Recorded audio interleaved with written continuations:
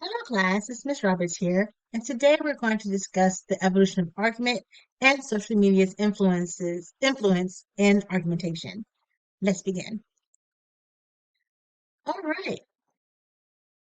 So you think about social media. Initially, what it was used for was to connect people to their friends and family, people that they knew, but now it's just transformed into a platform for expressing our thoughts, expressing our feelings and emotions and political affiliations. Also, it's a way for people to conduct business and for businesses to communicate with the public directly. So many people, especially younger people, spend time on social media. But of course, as demographics such as myself, and I'm a millennial, many of us are have grown up with or born into a world of social media. So it's a permanent mainstay in our way of communication, and it's definitely transformed the way that communication and how we interact with communication has changed. So with that being said, social media is a news source for many of us. Um, when I was growing up, social media wasn't a thing. It wasn't a thing until I was in my 20s. So most of us got our news from cable news stations or the newspaper or magazines or talking amongst our family and friends about the current events. But now with social media, not only do we get breaking news, but we can also have deeper and further conversations about news stories. And it's a live, real time conversation. But there is a drawback to that because just because the news story is fast and first, that doesn't make it accurate. So, as consumers of social media as content, and if we do decide to use it as a news source, we have to be very vigilant about our media literacy and make sure that, hey, it's from a trusted source, or at least be able to put them into categories like, oh, this is a commentary source versus a trusted source where I need to gain information from. All right. So we also can think of social media as a filter. Because the way that algorithms work, we tend to get information or get news feeds based on our previous preferences. So that could be helpful for gaining community based on political affiliations, but the drawback is we don't necessarily get a balanced view of both sides of an argument or even the middle of an argument. People have tendencies to be in their own ideological silos. So because social media has this filter, it also helps shape our worldview that usually would just be limited to our family and communities, right? But with that knowledge, you might have to go ahead and seek out information that's opposite to your own, or think about the nuance between the news story. Like, okay, here's the sensationalized, social media driven part of the news. Peel it back and think about what is being argued here. What are some more objective news sources that can help us filter this information instead of just saying, oh, I believe this about a story or this about a topic because my favorite influencer also believes that way. But social media can also be a way for activism. So one of the positives is, say, for instance, there is a societal issue that we're not aware of, or it might be a societal issue that's outside of our community. We can be made aware of those impacts of the societal issues and be moved to act, whether it be to donate our time, donate money, spread awareness. So that's the good part. Sometimes we might be performative in our activism, so we want to make sure to toe that line and not necessarily, we might have seen this before on social media where someone is doing a good deed for the cameras, if that makes sense. So you want to make sure to bind yourself to causes that you actually truly believe in and be wary of people who might not have the best intentions for activism, if that makes sense. Instead of doing it for a camera, actually be in activism to make the world better. Okay. And there are so many different types of visual media.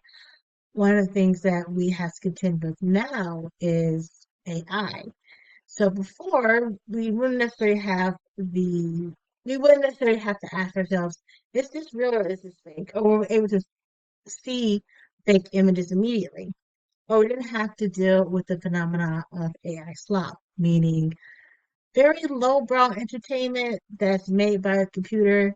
Sometimes it's funny, sometimes it's not, but you have to filter through AI produced or generated content versus content created by people. So we have a lot more to deal with in regards to visual media. But say for instance, if it's a either not necessarily an inflammatory image, but an image you're like, oh wow, this is true, take another pause.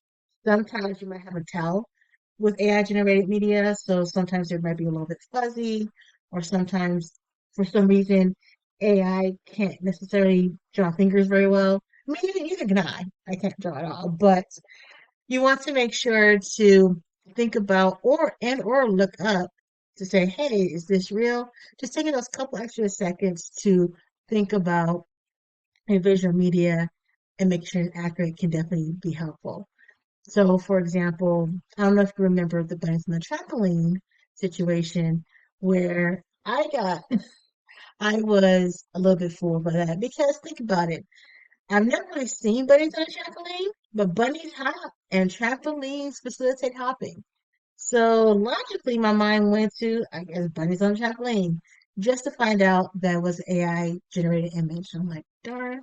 So if you do get caught up and mistake an AI generated image or video for real, for a human generated image or video, don't be upset. Just say, okay, maybe next time. All right. But just being aware of the impact of argumentation and visual media that's generated from people and AI. So just gotta be a little vigilant. All right. So speaking of which, even in that example, there can be an information overload, meaning that you're getting or receiving too much information that your brain can't process. And this can also lead to poor decision making. I call this the Cheesecake Factory menu phenomenon. So, for example, when I go to Cheesecake Factory, I know I'm going to get a cheesecake because that's what I'm there for. But there are just so many cheesecakes. And then when I look at the menu for the food, there's so many options that I get a little bit overwhelmed and I just want the brown bread. The brown bread, to me, is the best part of Cheesecake Factory, but that's just me.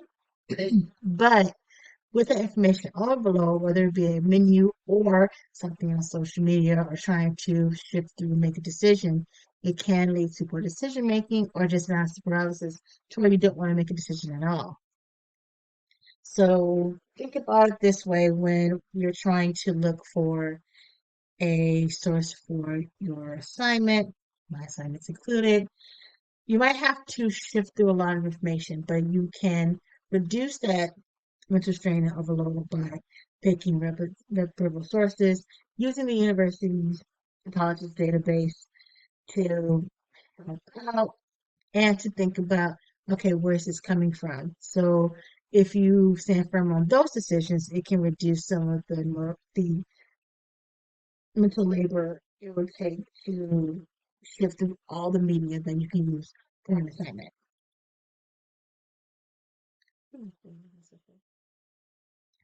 All right. So with the analysis paralysis, you're so overwhelmed with all your options that you feel like you can't take any action, make any decisions. This can have an impact, whether it be politically or voting wise, because we are tasked to make this decision that can impact not only ourselves or our communities, but we are overrun by ads and inflammatory media on both sides, and you just feel like, oh, well, I'm just not going to get involved.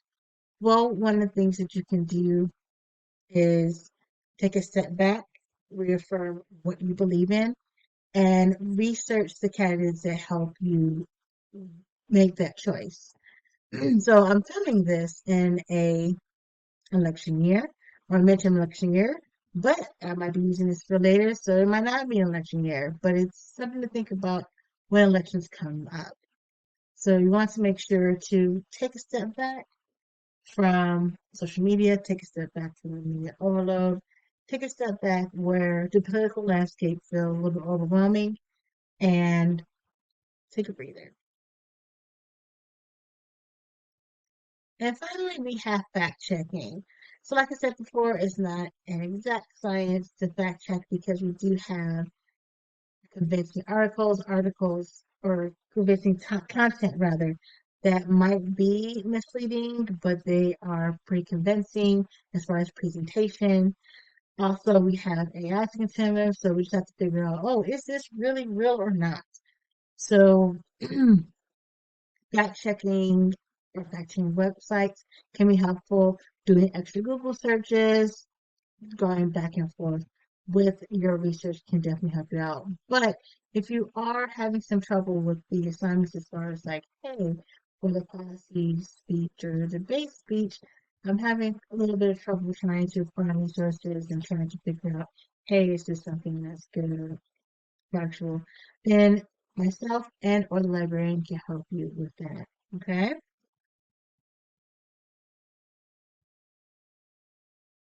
All right. So thank you so much for joining me. If you do have any questions, please let me know, and I will see you next time. All right. Bye.